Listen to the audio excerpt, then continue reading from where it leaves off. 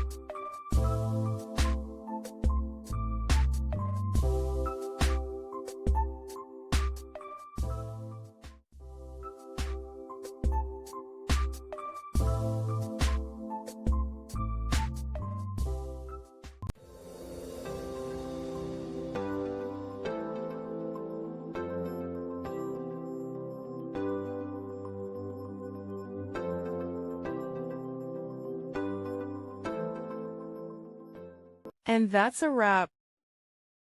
I hope you found the answer you were looking for. If you did, take a second to hit that subscribe button. It really helps out. And let me know in the comments which solution worked best for you. See you next time in the debug zone.